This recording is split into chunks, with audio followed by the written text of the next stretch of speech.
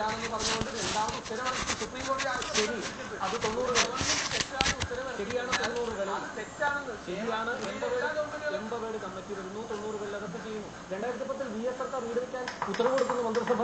അല്ല, അത് എനിക്കറിയില്ല. VS സർക്കാർ കൊടുത്തിട്ട് അത് തെറ്റാണ്. അതാണ് പ്രശ്നം. ഇതിന്റെ കട്ട് ഓഫ് കേന്ദ്ര വന നിയമത്തിന് വിരുദ്ധമായിട്ട് പ്രവർത്തിക്കാനുള്ള അവകാശം സംസ്ഥാന സർക്കാർ ശരിയാണ്. പക്ഷെ 2010 വരെ ഈ നിയമലംഘനങ്ങൾ നടക്കുന്നു. നിങ്ങൾ ഇപ്പോൾ പറയുന്നു അത് മുഴുവൻ പിടിച്ചെടുക്കണം. ഇപ്പോഴാണല്ലോ നോട്ടീസ് കൊടുത്തത് ഈ ഭൂമിക്ക്. ഇത് എപ്പോഴാണ് ഈ വിവാദം വന്നത്? ഞങ്ങളാ കൊണ്ടുവന്ന വിവാദമല്ലല്ലോ.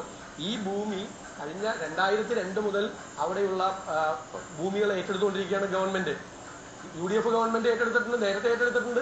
പാട്ടക്കരാറിന്റെ കാലാവധി പൂർത്തിയാക്കിയിട്ട് പുതുക്കി കൊടുക്കാതെ ഏറ്റെടുത്തിട്ടുണ്ട്. പാട്ടക്കരാറ് ലംഘനം നടത്തിയിട്ട് ഏറ്റെടുത്തിട്ടുണ്ട്.